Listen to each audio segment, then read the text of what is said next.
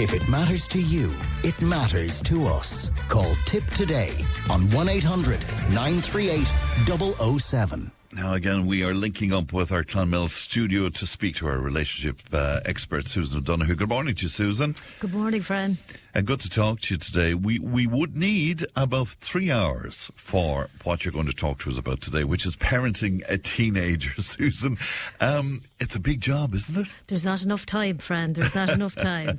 I just say, like, understanding what teenagers are going through at that time is so important, because if we get an understanding of it, at least then we can try and support them, and we'll come at it then from a different perspective, maybe. So maybe if we just look at there's 3 stages, they say. So there's the early adolescence from 11 to 14, and this is when puberty begins, and, you know, growth spurts, body odour, skin changes, and they focus on independence from parents. Bit of high moodiness, I'd say. I've been there, done that. Increased interest in peer relationships, and primarily concrete thinking and abstract thought, and that's where they develop that. And then you have the 15 to 17s, which is the puberty continues, or peaks, if you want to call it that, and they're reaching near adult height and weight. There's strong interest in romantic and sexual relationships, and peer influences peaks. So they're very much into the peers. The brain development allows for more complex logic and abstract thinking, though impulsive brain regions are still active. So they can be still very impulsive. So then from 18 to 21, and I know some people think of adult or adolescence from 12 to 18, but really there's more to that, because we know the brain isn't fully developed till they're 25. So the physical development is usually more complete, with adults maturing in body shape. So then you have the formation of the stable identity and increased concerns for maybe future and their career, and a deepening, more intimate relationship maybe they're looking for, and enhance impulsive control and better decision making, right? So that's when they actually come into their own, and they get a sense of who they are, where they want to go, and what they want to be. And I can honestly say that when I was 21 or 25, that has changed completely for me since then. So course, we're all. You know, the way you lay it out there, Susan, it's a hell of a decade, isn't it? It certainly is. There's a lot going on, isn't there? Yeah. It's huge from about 10 to 25, because you're really wrapped in cotton wool up to that, if you want to call it that. Yeah. So I suppose throughout these stages, teens navigate a search for identity, right? Because that's what they're looking for. Who am I? What am I about? What's my wants and needs? And an increasing autonomy from parents. So they start to pull away hugely, and with each stage you'll find they pull away more, right? So they look for, so the parents, what parents I feel would be better off looking at there is, right, because that can create conflict when they start to pull away, right? So you need to shift your parenting skills, maybe from the direct control from when they're under 10 to more a mentoring and supportive role. So it's more about accompaniment then, right? And letting them make their own mistakes, which is very difficult to do. And I know that because I have 3. So it's very hard to watch them suffer and not jump in and rescue or fix it for them. And if we start to do that, then we disable their ability and their learning opportunity. So we have to be it's really hard. Like, there's no easy way to say parenting is a really, really hard job, you know? Well, it's very hard indeed. I'm just thinking about, you know, that notion of being their parent as opposed to their friend during those years as well, because we have to impose some sort of discipline, I guess, some form of structure there. Yeah, and I suppose for most of us, discipline would be about harshness and about rules and regulations, and, you know. But for me, when I look at discipline, I look around it with boundaries, with love, right? That I'm firm. It doesn't mean you get away with stuff, right? But I listen first without jumping in and telling you what to do, right? So I'm going to speak with you, not at you or to you. Does that make sense? Like, it does. Yeah, and I always say, you know, to people, think about if you're talking to a friend, you wouldn't jump in and, you know, well, maybe some do, but you would try and listen to the friend, and you'd be respectful around it. Whereas with our children, because we bring them such a, you know, an early age, and we're with them the whole way up along, we tend to just jump in and try and fix it. And the pain of watching them suffer is about us. It's not about them. It's our pain we're feeling. Yeah. It's interesting, yeah. And you say about watching them suffer, and what exactly are you referring to there? Do you mean if they make decisions that might be detrimental to themselves, that they have to go through a process? Is that it? 100%. And I'm not saying that, if it's like they're going to jump off a bridge, you're not going to intervene. Sure. I mean, it's stuff like everyday stuff, like they'll have to go through heartbreak when they break up. Relationships. Yes, heartbreak. Yeah. Like, to me, it's always about relationships, right? It's my relationship with my child. And they will base their relationships going forward on the relationships they've witnessed in the house. Yeah. Okay, so it's very important to remember that I'm modelling the behaviour. So the first person on your list to take care of is yourself. Yes. Yeah. As always. Yeah, as always. And they have this 8 minute a day thing, where if you spend 8 minutes a day with your teenager, right?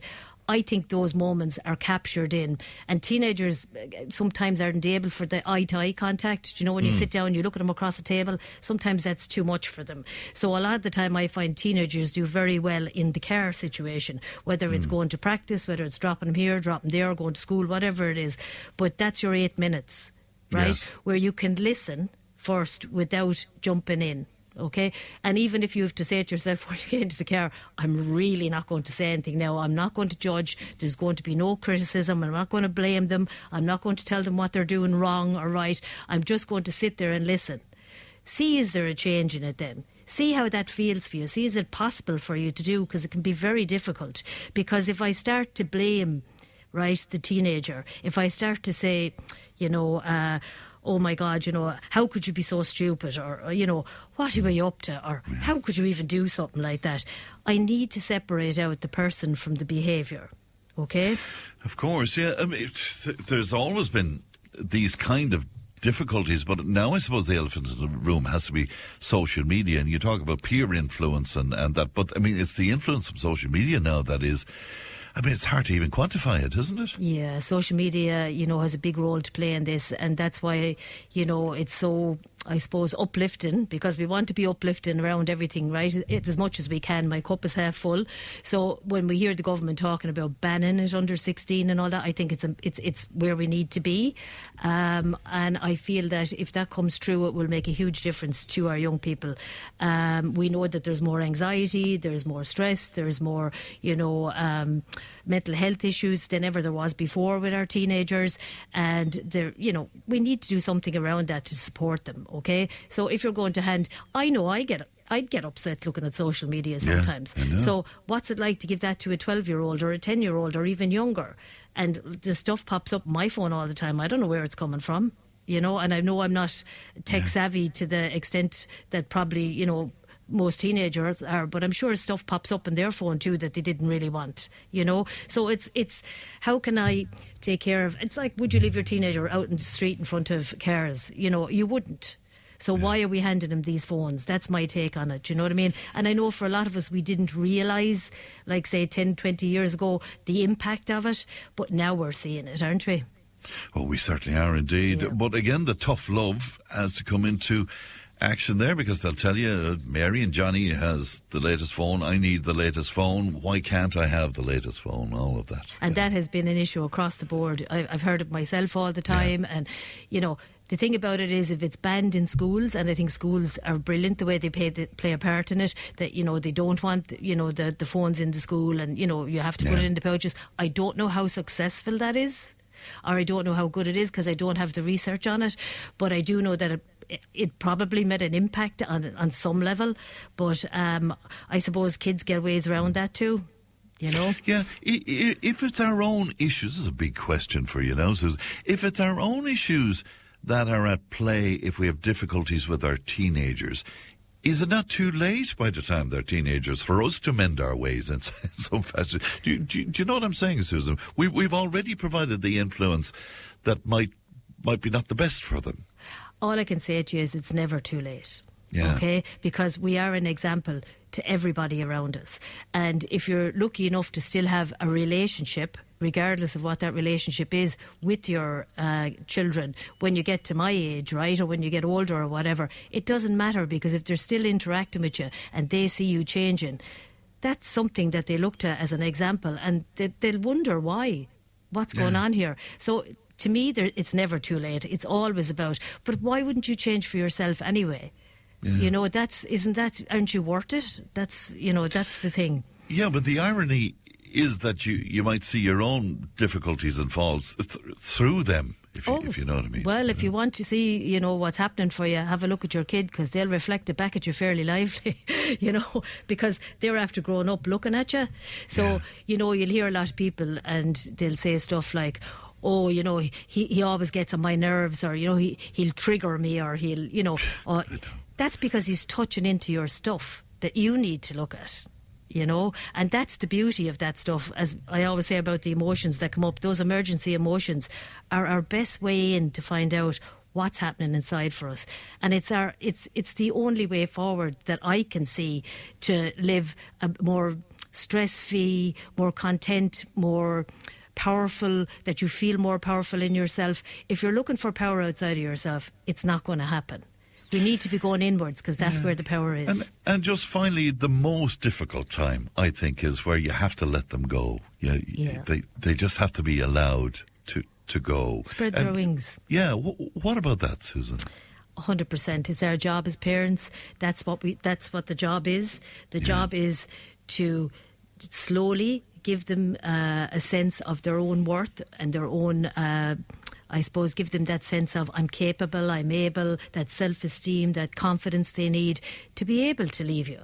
That's what it's about, But if your relationship is good, the relationship changes, but they never leave you, right? They might leave you physically, but if you can keep the relationship good, it's never about behaviour. It's always about your relationship, yeah? And that doesn't mean that there's not boundaries in place and you're not... But I would always say the number one rule for me is step back, stay calm, be the example you want to see. If you don't want them shouting, if you don't want them running away from you, if you don't want them, giving you abuse, that's where it starts, is with you, yeah?